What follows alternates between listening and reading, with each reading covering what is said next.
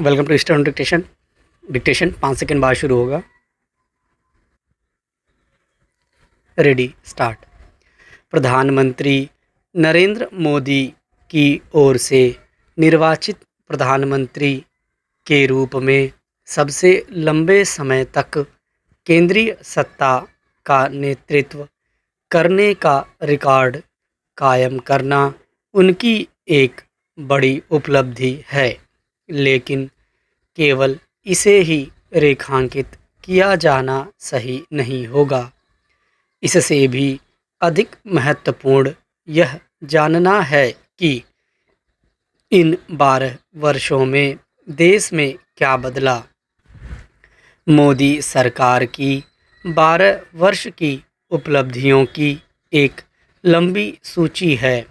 इस सूची में केवल देश की तस्वीर बदलने वाली सफल विकास योजनाएं ही नहीं, बल्कि ऐसी जन कल्याणकारी योजनाएं भी हैं जिन्होंने करोड़ों लोगों के जीवन पर सकारात्मक प्रभाव डाला। इन योजनाओं में उज्ज्वला आवास, बिजली, पानी, शौचालय जैसी योजनाएं ही नहीं, बल्कि जन धन, मुद्रा स्वनिधि, आयुष्मान, किसान सम्मान निधि जैसी योजनाएं भी हैं, जिनसे लोगों को गरीबी रेखा से बाहर आने में मदद मिली।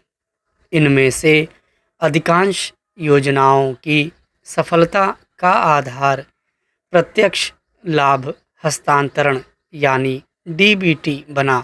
डिजिटल भुगतान प्रणाली भी मील का पत्थर बनी। इसी तरह पिछले वर्षों में देश में बड़े पैमाने पर आधारभूत ढांचे का निर्माण हुआ। इसके तहत सड़कें, पुल, हवाई अड्डे, बिजली घर, आईआईटी, आईआईएम जैसे शिक्षा संस्थान और एम्स सरीखे अस्पताल तो बने ही, रेल और मेट्रो नेटवर्क की भी उल्लेखनीय प्रगति हुई। इस सब से एक ऐसे भारत का निर्माण हुआ जिसे नया भारत कहा जा सकता है। मोदी सरकार की सफलताओं में केवल विकास एवं जन कल्याण की योजनाओं की ही गिनती नहीं की जानी चाहिए, उसके कुछ साहसिक फैसलों का भी स्मरण किया जाना चाहिए, जैसे जम्मू कश्मीर के से विभाजनकारी अनुच्छेद 370 को हटाना, 3 तलाक के खिलाफ कानून बनाना, पाकिस्तान के खिलाफ एयर स्ट्राइक के साथ ऑपरेशन सिंदूर के तहत अकल्पनीय सैन्य कार्रवाई करना और माओवाद को खत्म करना।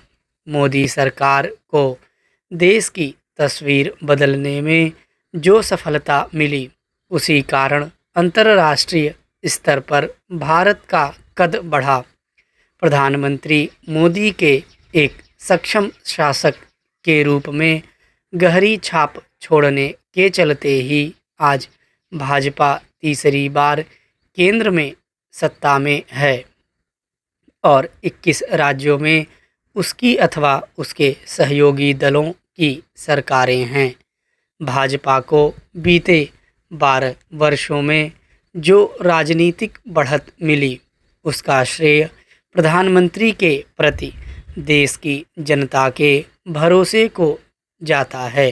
लेकिन आज जब मोदी सरकार की उपलब्धियों का गुणगान किया जा रहा है, तब यह भी अवश्य देखा जाना चाहिए कि इन 12 वर्षों में वह क्या है जो हासिल नहीं हो सका अथवा किन क्षेत्रों में सुधार नहीं हो सका। इसकी अनदेखी न की जाए कि स्मार्ट सिटी और मेक इन इंडिया जैसी योजनाएं अपेक्षा के अनुरूप सफल नहीं हो सकीं और आत्मनिर्भर भारत भी अभी एक नारा ही अधिक है। पूर्वी दिल्ली में ठगों से साठगांठ कर बैंक अधिकारी द्वारा म्यूल खाता खोला जाना अत्यंत निंदनीय है। यही नहीं, इस खाते से साइबर ठगी की 68 करोड़ की धनराशि का लेन देन भी किया गया। कोंडली स्थित नेशनल अर्बन कोऑपरेटिव बैंक के डिप्टी मैनेजर ने साइबर ठगों से 20,000 रुपये रिश्वत लेकर रोहिणी निवासी एक व्यक्ति के कागजातों का दुरुपयोग कर खाता खोला। देश भर में साइबर ठगी के 159 मामलों में इस खाते का इस्तेमाल हुआ था।